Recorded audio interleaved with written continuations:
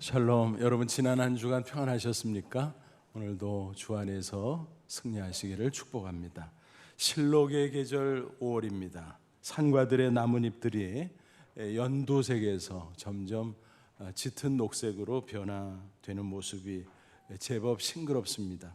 연예 같으면 한창 봄나들이를 다닐 텐데 금년에는 코로나19 사태로 말미암아 답답한 시간을 보내고 있습니다. 그나마 도시의 녹지에서 간간히 보는 실록이 우리에게 위로가 됩니다. 문득 그런 생각을 해봤어요. 우리 인생도 저렇게 푸르고 푸른 모습으로 복되고 아름다워 얼마나 좋을까. 그런 인생을 이름하여 푸른 산 인생, 그렇게 불러봅니다. 성경에 보니까 그런 인생이 나옵니다. 오늘 본문 성경에 등장하고 있습니다. 그런데 잘 보면 푸른 산 인생만 있는 것이 아니라 반대로 민둥산 인생도 있다는 사실입니다. 나무가 하나도 없이 맨송맨송한 벌거순이 산처럼 그런 인생도 있다는 것입니다. 여러분, 푸른 산 인생과 민둥산 인생 둘 중에 어느 쪽을 소원하십니까? 물어보나 마나죠. 당연히 푸른 산 인생입니다. 특별히 만복의 근원 하나님을 믿는 성도로서 당연한 일 아니겠습니까? 이 시간 말씀을 통해서 푸른 산 인생은 과연 어떤 것인가, 또 그런 인생이 되려면 어떻게 될까 함께 살펴보고자 합니다. 아무쪼록 저와 여러분 모두 복되고 아름다운 푸른 산 인생 꼭 갖고 나가시기를 주님의 이름으로 축원합니다. 근데 먼저 푸른 산 인생의 전제 조건을 살펴봅니다. 축복을 논하기 전에 구원 문제를 해결해야 된다라는 것입니다. 모든 인간은 죄로 말미암아 영원히 죽을 수밖에 없지요. 로마서 3장 10절 의인은 없나니 하나도 없다 그랬고, 로마서 6장 23절 죄의 삭은 사망 그랬습니다. 죄로 말미암아 영적인 사망, 육적인 사망, 그리고 영원한 사망에 이르게 된다라는 것입니다. 따라서 축복 이전에 근본적인 죄와 사망에서 구원받는 문제를 해결해야 됩니다. 그리고 영생을 얻어야 될 것입니다. 그렇게만 되면 이 세상에 사는 동안에도 미리 천국의 기쁨을 맛볼 수 있습니다. 영생의 기쁨이죠. 뿐만이 아니라 육신이 죽어 영원히 천국에 들어가고 흙으로 돌아간다고 할지라도 육신조차 예수 그리스도의 재림의 때 부활할 것을 소망할 수가 있습니다. 그러니까 십자가 대속의 은혜로 구원받지 못하면, 다시 말해서 영생을 얻지 못하면 세상에서 아무리 출세하고 성공을 거둔다고 할지라도 아무 소용이 없습니다. 그래서 예수님께서 친히 말씀하지 않았습니까? 유명한 말씀 마태복음 16장 26절 사람이 만일 온 천하를 얻고도 제 목숨을 잃으면 무엇이 유익하리요? 사람이 무엇을 주고 제 목숨과 바꾸겠느냐? 무슨 얘기입니까? 세상의 모든 것을 소유하고 성공해도 만약 구원받지 못하면, 영생을 얻지 못하면 무슨 소용이 있냐라는 거죠. 또한 예수님은 누가복음 12장 나오는 어리석은 부자 비유를 통해서 교훈해 주셨습니다. 한 부자가 있었어요. 농사를 잘 지었습니다. 소출이 너무나 많아요. 창고에 가득가득 채웠습니다. 그리고 나서 희희낙낙하며 노후를 꿈꾸며 설계합니다. 하지만 그는 문제가 있었습니다. 내세를 전혀 생각지 않았습니다. 다가오는 죽음도 생각하지 않았고 그 후에 자신이 어떻게 될지도 몰랐습니다. 구원과 영생에 대해서 무지한 사람이었죠. 그를 가리켜 뭐라고 말씀하셨나요? 누가복음 12장 20절 하나님은 이르시되 어리석은 자요 오늘 밤에 내 영혼을 도로 찾으리니 그러면 내 준비한 것이 누구의 것이 되겠느냐. 아무리 부자고 소유가 많아도, 아무리 자기는 노후에 잘 살아보겠다고 계획해도 아무것도 아니라는 것입니다. 소용이 없다는 것입니다. 그래서 저는 이렇게 표현해 봅니다. 축복 이전의 구원, 그리고 인생은 십자가부터. 맞죠? 구원받지 못한 인생은 아무리 겉보기에 화려해도 마이너스 인생일 수밖에 없습니다. 수식으로 설명하면 마치 이런 거예요. 아무리 더하고 또 더하고 곱하고 또 더해도 이 바깥에 괄호치고 앞에 마이너스 붙이면요 마이너스일 수밖에 없어요. 그러니까 플러스를 붙여야 되는 것입니다. 그래야 더하든 곱하든 그게 유익이 된다라는 것입니다. 십자가는 플러스예요. 더하는 것입니다.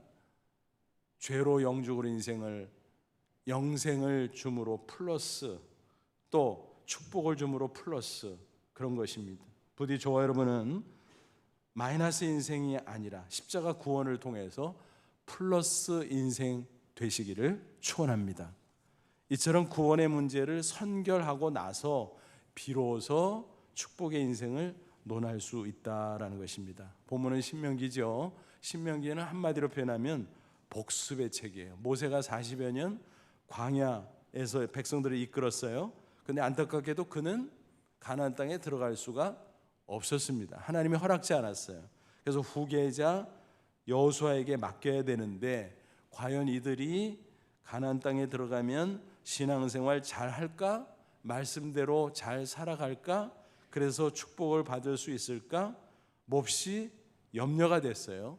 그래서 지난 40년 동안 증거했던 모든 말씀을 총정리해서 기록한 말씀, 그게 신명기예요. 그래서 신명기는 복습의 책, 그렇게 표현하는 것입니다. 모세는 이미 속죄 제사에 관한 말씀을 증거했어요. 그래서 그것은 십자가 예고편이다. 그 은혜로 우리는 구원받은 하나님의 백성이 됐다. 그것을 전제하고 있습니다. 여러분, 구약 시대도 예수님을 믿음으로 구원받았어요.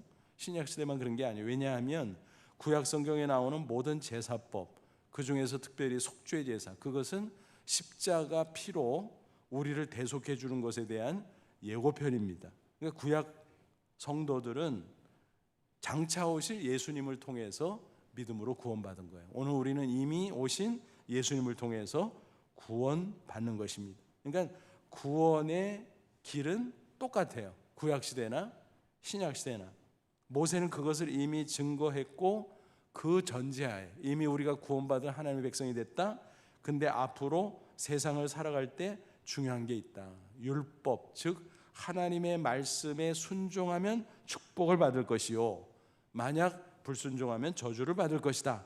그게 인생의 공식이라는 거예요. 그래서 오늘 본문 26절 보니까 뭐라 그랬어요? 한번 같이 읽어볼게요. 내가 오늘 복과 저주를 너희 앞에 두나니. 그러니까 각자의 앞에 축복의 길, 저주, 이게 갈라져 있다라는 것입니다. 어느 쪽으로 갈래? 그런 말씀이에요. 그러면서 이어서 27절, 28절에 뭐라고 증거하나 보세요.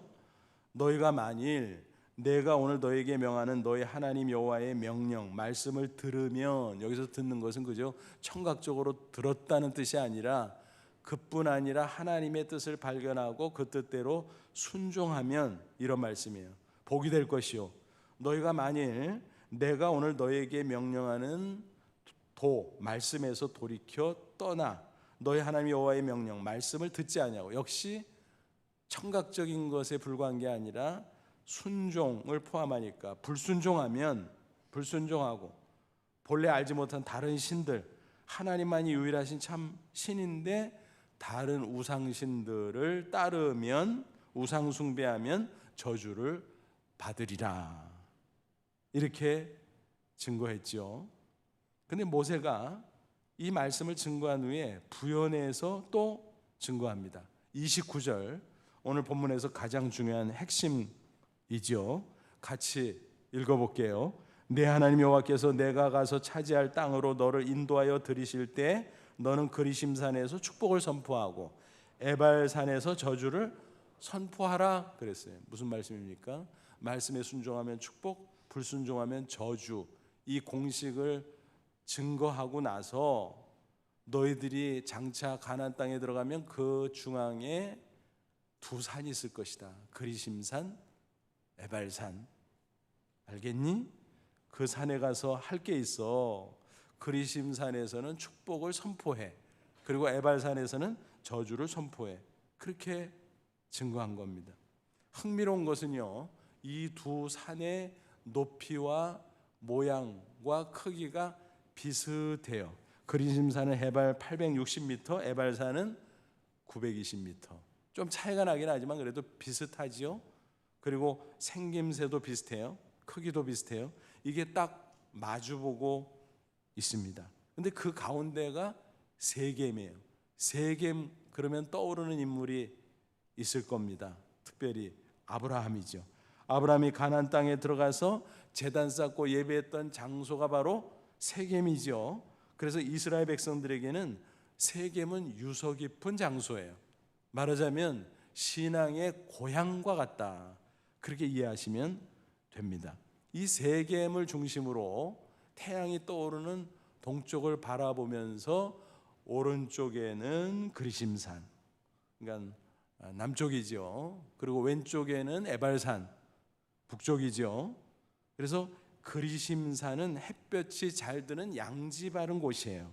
반면에 에발산은 햇볕이 잘 들지 않는 그늘진 곳이에요. 그러다 보니까 어떻게 될까요? 그리심산에는 나무가 많고 수풀로 무성해요. 푸른 산이죠.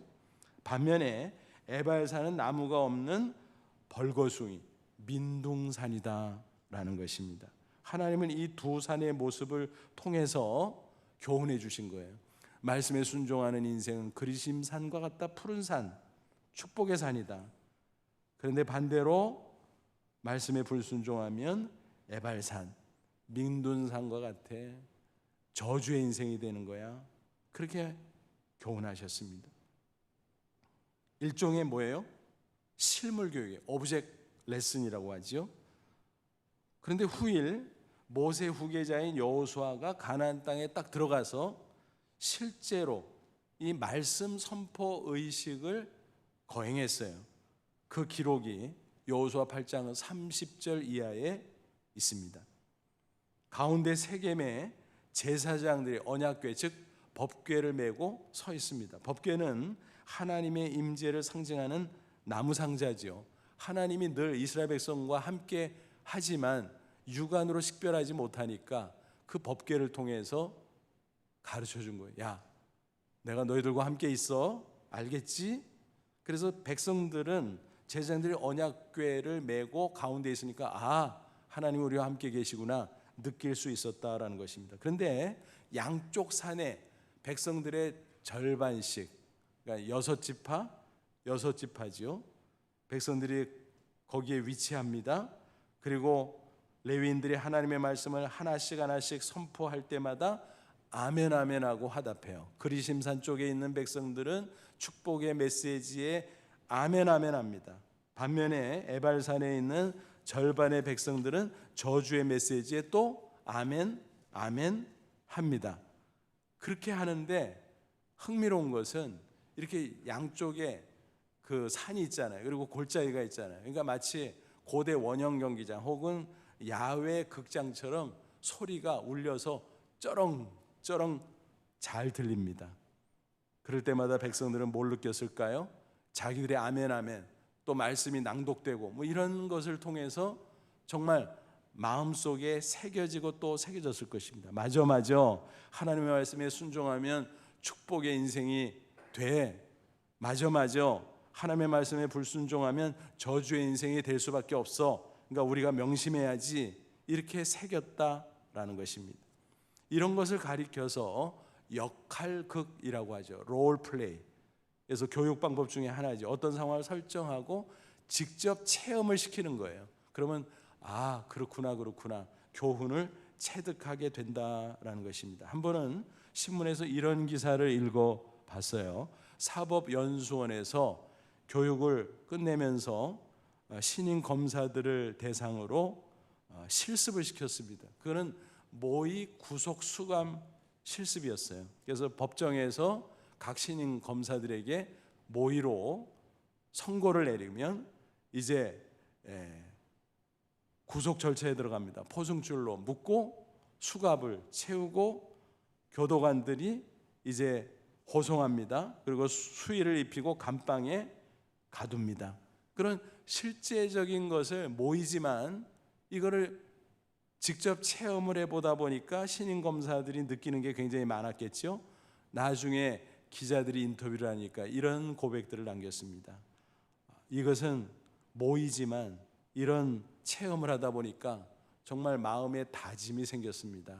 앞으로 검사가 되면 법을 엄정하게 실행해서 억울하게 이런 고생을 하는 사람이 없도록 하겠습니다. 또 나 자신도 절대로 죄를 짓지 않겠습니다. 죄를 지면 다 이렇게 되는 것을 느꼈습니다.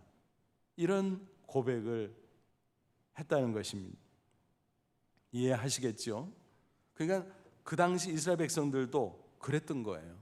그리심산, 에발선 절반씩 나누어서 낭독을 하고 아멘 아멘 하면서 그런 실제적인 체험을 통해서 말씀 순종하면서 살아야 되겠구나, 말씀에 불순종하면 큰일 나겠구나, 그런 뼈저린 교훈을 얻게 되었다라는 것입니다.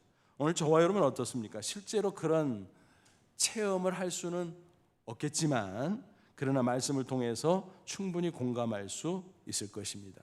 모세는 이렇게 에발산에 관한 말씀을 증거하고 나서 마지막 32절에 재차 강조하고 있습니다. 내가 오늘 너희 앞에 베푸는 모든 규례와 법도를, 즉 말씀을 너희는 지켜 행할지니라, 순종할지니라, 그래야 축복의 인생이 펼쳐진다라는 것입니다.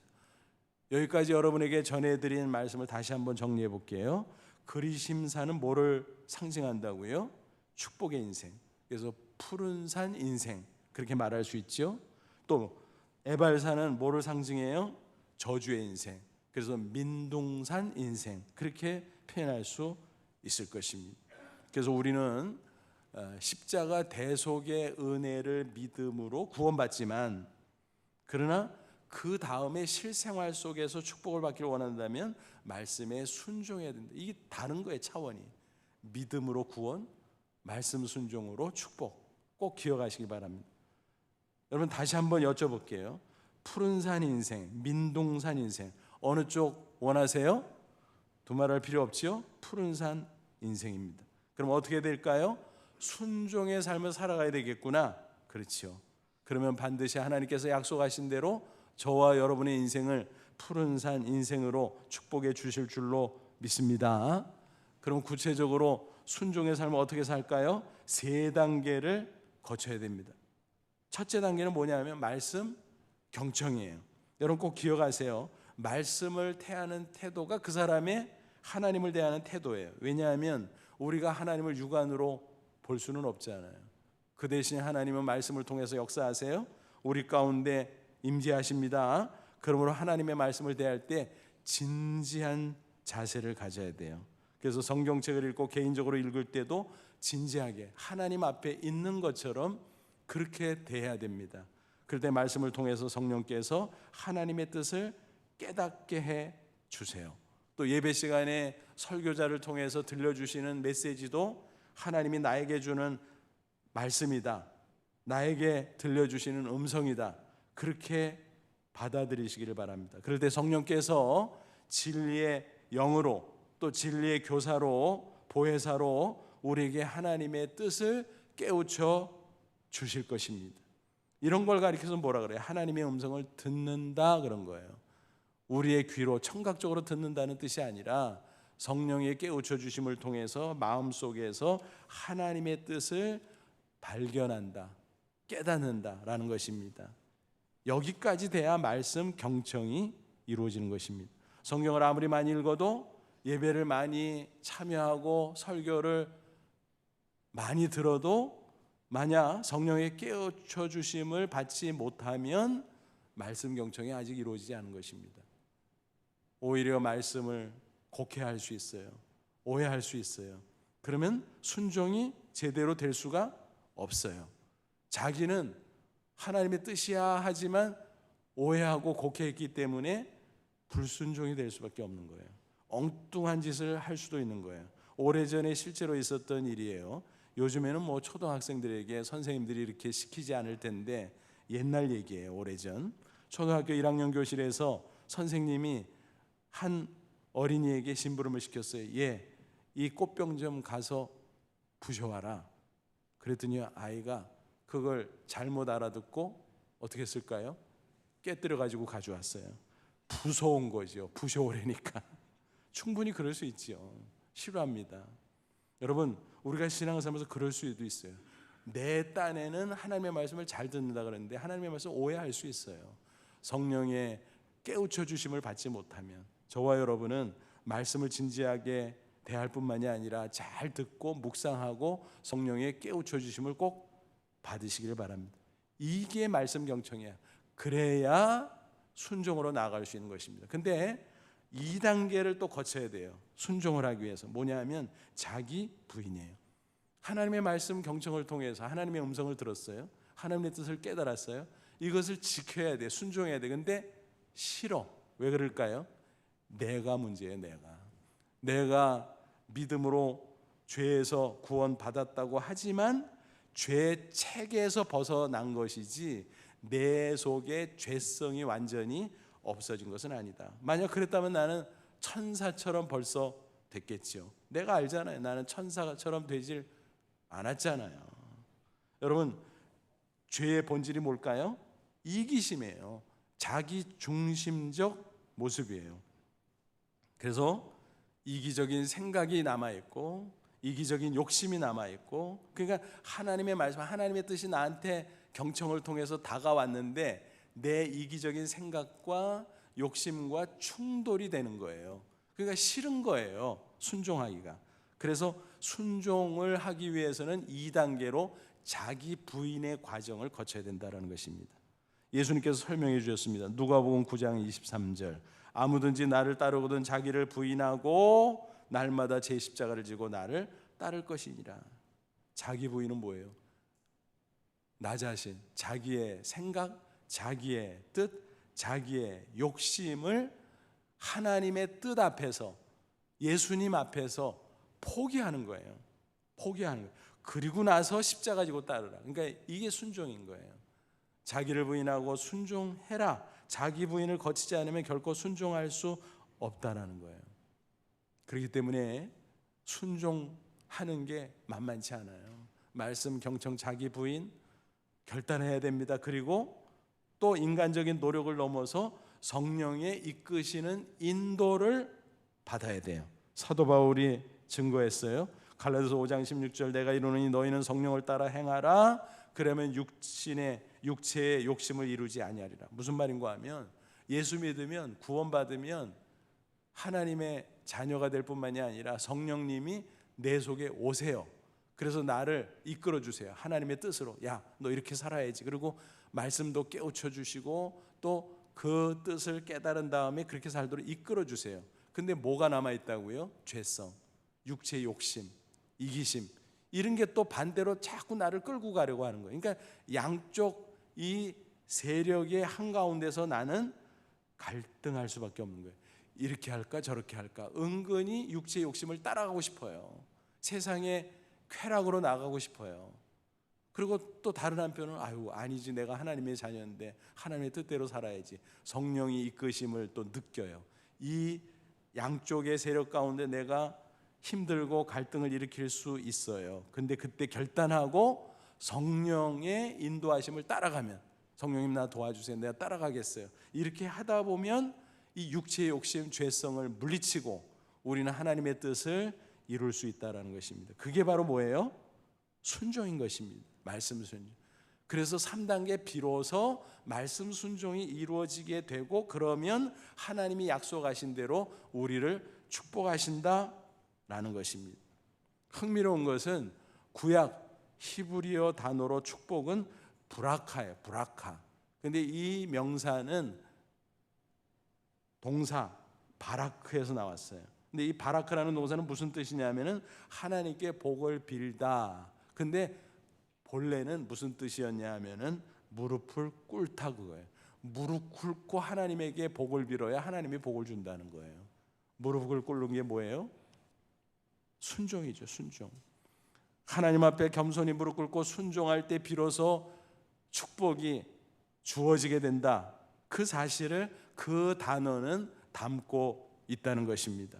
그렇습니다. 말씀에 순종해 그게 진짜 믿음이요, 그 결과 축복을 받을 수 있음을 잊지 마십시오. 야고보 1장 25절은 이렇게 증거합니다. 자유롭게 하는 온전한 율법을 들여다보고 있는 자는 듣고 잊어버리는 자가 아니요 실천하는 자니. 그래서 듣고 흘려버리는 게 아니라 경청, 자기 부인, 그리고 순종, 그게 실천하는 자니, 그 뜻이에요. 그 사람은 그 행하는 일, 순종하는 일에 복을 받으리라. 그래서 믿음으로 구원, 말씀 순종으로 축복. 그게 공식입니다. 이 축복에 관해서 자주 인용하는 말씀 있잖아요. 신명기 28장. 그래서 흔히 많은 사람들이 축복의 장 그렇게 불러요. 근데 정확한 말이 아닙니다. 정확하게 말하면 신명기 28장은 축복과 저주의 장이에요. 왜냐하면 1절부터 14절까지가 축복의 메시지, 15절부터 68절까지가 거의 4배가 되는 분량이 저주의 메시지거든요. 그래서 축복과 저주의 장입니다. 근데 아니, 하나님은 좋은 말씀, 축복의 메시지를 더 많이 해주시지 왜 저주의 메시지를 4배 가까이 하셨어? 그거는요, 이런 거예요. 가정에서 엄마가 아이에게 잔소리하죠. 왜 그래요? 걱정돼서. 야, 그러면 안 돼. 좀 있다가 야, 너 그러면 안 돼. 그러면 애들이 짜증내잖아요. 아이, 엄마 또 잔소리. 왜 잔소리 하겠어요? 염려가 되니까, 자식 사랑하니까, 잘못되면 안 되니까. 그래서 하나님이 축복의 메시지도 주지만 4배 가까이 더 저주의 메시지를 준 거예요. 야, 이렇게 하면 안 된다. 안 된다. 그러니까 순종해서 축복의 인생을 살라는 거예요. 불순종하다가 저주의 인생 살지 말라는 거예요. 그래서 신명기 28장 1절 보니까 뭐라 그랬어요? 내가 내 하나님 여호와의 말씀을 삼가 듣고 잘 듣고 경청하고 내가 오늘 내게 명령하는 그 모든 말씀을 지켜 행하면, 순종하면, 그래서 경청, 순종, 그래서 합쳐서 청종이라 그래요. 청종하면 내 하나님 여호와께서 너를 세계 모든 민족에 뛰어나게 하실 것이다. 축복해서 아주 뛰어난 민족이 되게 해주실 것이다. 이어서 2절 보면요, 내가 내 하나님 여호와의 말씀을 청종하면 이 모든 복이, 그 뒤에 뭐 나오잖아요. 우리 잘 아는 거, 뭐 들어가도 복을 받고 나가도 복을 받고, 또 뭐 성읍에서도 복을 받고 들판에서도 복을 받고 떡반죽 그릇도 복을 받고 뭐 양의 새끼도 복을 받고 뭐 막 쫙 나오잖아요. 이 모든 복이 내게 임하여, come upon, 너한테 와서 내게 이르리니, overtake, 너를 붙잡는다, 너를 덮친다. 그러니까 그냥 나는 신경 안 쓰고 하나님의 말씀에 순종하기만 하면, 꾸준히 이렇게 살면 그냥 복이 따라 붙는다는 거예요, 나에게. 얼마나 놀라운 말씀입니까? 이처럼 성경은 말씀에 순종하는 성도에게 축복이 임함을 누누이 증거합니다. 우리말 속담에도 이런 게 있잖아요. 어른 말을 들으면 뭐요? 자다가도 떡이 생긴다. 왜 그래요? 어른은 지혜가 있잖아요. 경험이 있잖아요. 그러니까 어른이 말하면 들으면 손해볼 게 없어. 그래도 인간은 오류가 있을 수 있죠. 하지만 하나님은 어떻습니까? 전지전능하세요. 만복의 근원이세요. 그러므로 하나님의 말씀을 듣고 순종하면 손해볼 일 있어요? 없죠. 얼마나 놀랍고 놀라운 축복의 역사를 경험할 수 있겠습니까? 그럼에도 불구하고 순종의 삶을 살지 않는다면 뭐예요? 어리석기 짝이 없는 거죠. 세상에서 복을 받겠다고 별의별 일들을 다 하면서 그게 헛것임에도 불구하고 정작 하나님이 약속하신 축복의 인생 공식을 무시하고 불순종의 삶을 살아간다면 얼마나 어리석으냐 이 말이에요. 우리는 분명 예수 믿고 구원받은 하나님의 자녀이기에 순종하는 삶을 살아야 됩니다. 그것만이 유일한 축복의 길인 줄로 믿습니다. 요즘 코로나19 때문에 답답하고 힘든 시간을 우리 모두가 보내고 있습니다. 근데 기왕 그런 거 역설적으로 교훈을 받아야 됩니다. 레슨을 받아야 돼요. 그래서 제가 이름을 붙여 코로나 레슨. 코로나 레슨을 많이 받으시기 바랍니다. 문득 이런 생각을 해봤어요. 코로나19의 권세가 엄청나게 세다. 여러분, 코로나라는 명칭이 왜 붙었는지 들어보셨나요? 이 코로나라는 단어는 라틴어로 왕관이라는 뜻입니다. 영어로 말하면 크라운이죠, 크라운. 왜 그런 이름이 붙여졌냐 하면 그 바이러스 외피에 둘러싸인 돌기가 마치 왕관처럼 생겼다. 그래서 코로나 바이러스 이렇게 부르게 되었다는 것입니다. 그래서 이 녀석이요, 왕관 쓰고 있다고 왕 행세를 하는 거예요. 막 이래라 저래라 그러고 방역 당국은 그것에 따라서 막 우리에게 지침을 내려주고 막 그러잖아요. 그래서 우리가 순종의 레슨을 받고 있어요. 깨끗하게 살아라, 아무데나 가고 아무 짓이나 하지 말고 절제해라, 또 거짓말하지 말고 정직해, 거짓말하면 감염 더 많이 돼. 이런 것들을 막 가르쳐줘요. 또 이기적으로 살지만 협력해야 돼. 서로 배려하고 그래야 감염 차단할 수 있어. 이런 훈련을 시키는 거예요. 가만히 보니까 방역 당국과 의료진, 봉사자들이 수고하고 국민들이 잘 협조해서 지역 감염이 0, 0, 0 이렇게 돼서 됐구나 싶었잖아요. 긴장감이 완전히 없어진 건 아니었지만, 근데 갑자기 뻥 터졌어요. 이태원 클럽 집단 감염 사태가. 그래서 방역 당국도 힘들고 우리도 모두 힘들고 조심조심 긴장 속에 살아가고 있습니다. 그래서 이 불순종해서 그렇구나. 그러니까 순종하면 안전하고 불순종하면 위험하고, 공식인 거예요, 공식. 이태원 클럽에서 감염된 한 사람의 이야기입니다. 인천의 어느 학원의 강사예요, 이 사람이. 근데 거짓말을 딱 했어요. 확진 판정 받았는데 방역 당국에서 당신 뭐 하는 사람이야? 그래야 이게 모든 것을 이렇게 감염 경로를 이렇게 확인해서 차단할 거 아닙니까? 근데 거짓말했어요. 나 무직입니다. 근데 아무리 봐도 이상해. 며칠 동안 관찰해 보니까. 그래서 여러 자료를 조사해 가지고 들이댔더니 그제서야 할 수 없이 사실은 학원 강사입니다. 그래서 그제서야 막 그 경로를 파악했는데 이미 늦어서 그 사람과 접촉한 학생들 또 학부모 뭐 이런 식으로 감염이 확산되어 갔다라는 것입니다. 그런 가운데 두 학생이 감염된 사실을 모르는 가운데 주일날 교회에 각각 가서 예배를 드렸다는 거예요. 제가 그 기사를 보고 큰일 났구나, 또 교회 또 뭐라고 떠들겠네. 근데 각각 두 교회에 그 교회에 갔던 교인들 수가 합쳐서 뭐 자료 보니까 조금씩 차이가 나는데 한 1000여 명이 되는 거예요. 큰일 났네 싶었어요. 기도했어요. 근데 다행히 단 한 건도 감염 사례가 나오지 않았다는 기쁜 소식이었습니다. 모든 교인들이 다 가서 검사를 받았는데 전원 음성 판정을 받았다는 것입니다. 그래서 방역 당국에서 발표하면서 모범 사례라고 소개해 줬어요. 그걸 보면서 제가 오래간만에 교회 칭찬도 받네. 그동안 뭐 오해받고 막 얼마나 힘들었어요. 인천시장은 아예 극찬을 했습니다. 아무 교회, 그 중에서 하나는 제가 잘 아는 교회예요. 큰일 났다 싶은데 오히려 칭찬받았어. 너무 잘 해주셔서, 방역 집시를 해주셔서 감염 한 건도 없었습니다. 너무 감사합니다. 교회가 협조해 주셔서 우리도 더 열심히 하겠습니다. 이렇게 말하는 거예요. 그래서 기분이 좋더라고요. 진짜 그렇지 않아요? 클럽 같은 데는 뭐 거기 가는 사람들이 뭐 신원 노출될까 봐 가명 써버리고 전화번호도 엉터리로 숫자 적어놓고, 근데 뭐 그 주인들도 그거 뭐 별로 신경 잘 안 쓰고 그냥 대충 하잖아요. 근데 교회는 어때요? 명부 작성하지요, 또 마스크 쓰지요, 손 소독제 비치하지요, 예배 전후 방역 소독하지요, 또 양팔 간격 하라 그러니까 그냥 뚝뚝 떨어져 앉지요. 그러지 않아요.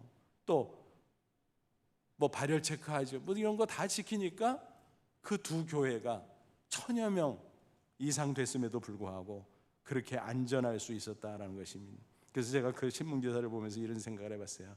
그래 맞아. 코로나 조심하는 만큼은 우리가 죄를 싫어하고 방역 지침 지키는 것만큼 하나님의 말씀 순종하면 어떻게 될까? 어마어마한 축복을 받겠구나 생각했어요. 여러분, 맞아요, 틀려요? 맞습니다. 코로나 바이러스 싫어하는 만큼 죄를 싫어하고 방역 지침 따르는 만큼 하나님의 말씀에 순종하면 우리 인생이 잘못될래야 잘못될 수가 없습니다. 반드시 축복의 인생 될 줄로 믿습니다. 2013년 미국 미주리주 캔자스시티에서 실제로 있었던 일이에요. 한 노숙인이 있었습니다. 그날 길거리에서 구걸을 하고 있었는데요. 그의 이름은 빌리 레이 해리스, 빌리예요. 이 빌리가 구걸을 하고 있는데 지나가던 여성이 불쌍히 여기고 그의 깡통에 자기 지갑에 들어있던 동전을 다 털어서 넣어줬어요. 근데 거기에 있었던 다이아 반지가 하나가 모르는 가운데 거기 섞여서 들어갔던 거예요. 나중에 그 노숙인이 보고 이게 뭐야? 근데 그는 마음이 흔들리지 않았습니다.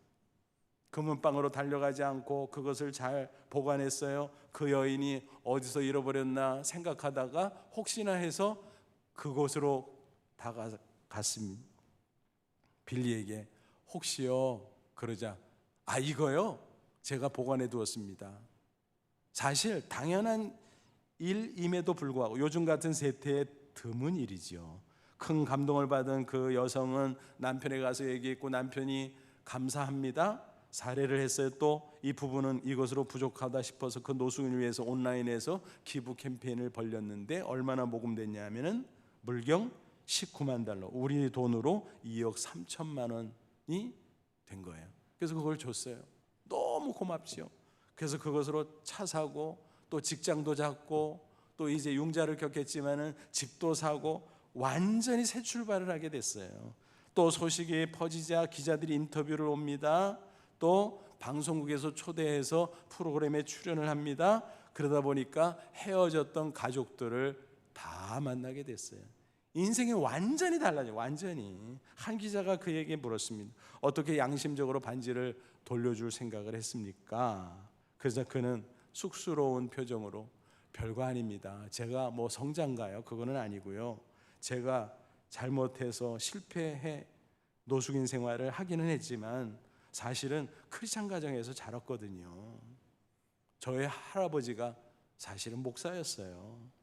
그래서 제 마음속에 하나님이 계시고 그것을 보는 순간 정직하게 살라는 하나님의 말씀을 저버릴 수가 없었습니다. 그래서 한 것뿐입니다. 모든 게 하나님의 은혜고 그저 하나님 앞에 감사할 따름이죠.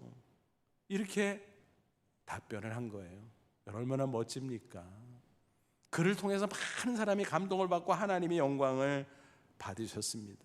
실패한 채 끝날 줄 알았어요. 노숙인으로 인생이 끝날 줄 알았어요. 근데 하나님 경외하는 믿음을 그래도 지키고 자기에게 주어진 상황 속에서 도둑질하는 대신 구걸할지라도 정직하게 살아가다 보니까 하나님께서 찬스를 주셨고 역전의 놀라운 역사가 나타났다라는 것입니다. 여러분, 비단 그 사람에게만 그런 일이 벌어질까요? 아닙니다. 우연이 아닙니다. 하나님이 보고 계셨던 것입니다. 누구라도 우리 각자도 우리의 상황 속에서 하나님을 경외하는 믿음을 지키고 하나님의 말씀대로 경청하고 나 자신의 이기적인 것을 부인하고 하나님의 말씀에 순종하면 하나님의 때 하나님께서 약속하신 대로 반드시 축복해 주실 줄로 믿습니다. 그러므로 저와 여러분 혹시 고난 가운데 있어요? 그래도 믿음을 지키세요. 그래도 말씀대로 순종하세요. 손해봐도 그러면 하나님께서 분명히 약속대로 갚아주시고 차고 넘치는 축복으로 함께해 주실 줄로 믿습니다. 이게 하나님이 우리에게 주신 인생의 공식이에요. 아무쪼록 오늘 말씀 마음판에 꼭 새기십시오. 그리고 그리심산, 에발산, 푸른산과 민둥산 그 이미지를 마음속에 꼭 그려두시기를 바랍니다. 그래서 민둥산 말고 푸른산처럼 복되고 아름다운 인생을 계속 살아가는 저와 여러분 되시기를 주님의 이름으로 축원합니다. 기도하겠습니다. 이 말씀 붙잡고 잠시 기도하죠. 하나님, 그렇습니다. 우리를 예수 보배로운 피로 그 대속의 은혜로 구원해 주신 것 감사합니다. 그런데 천국 가기까지 이 험한 세상 살아가려니 힘듭니다. 어렵습니다. 그러나 하나님이 축복의 공식 주셨으니 지키기를 원합니다. 말씀 경청하고 자기를 부인하고 말씀대로 순종하면 그리심산 같은 푸른 산 같은 인생으로 축복해 주실 것을 믿습니다. 결단하게 하시고 나 혼자 못하오니 성령께서 강하게 나를 이끌어 주옵소서. 그래서 복되고 아름다운 푸른 산 인생 살게 하옵소서. 우리 자녀 손들에도 이 신앙 가르치게 하옵소서. 다 같이 간절한 마음으로 잠시 기도합니다. 하나님 아버지 은혜를 진심으로 감사합니다. 이 시간 주의 말씀으로 우리를 격려하시고 축복하시니 감사합니다. 구원받은 거 감사합니다. 이제 이 세상 살아갈 동안 주의 말씀대로 순종하기를 원합니다. 말씀을 경청하는 가운데 깨닫게 하시고 나 자신을 부인하게 하시고 오직 말씀대로 하나님의 뜻대로 순종하게 하옵소서. 그래서 하나님이 축복하시는 복되고 아름다운 인생, 그리심산 같은 푸른 산 인생 되게 하시고 자자손손 이 아름답고 복스러운 인생을 이어가는 축복의 가정들 다 되게 해 주시옵소서. 예수님의 이름으로 기도하옵나이다. 아멘.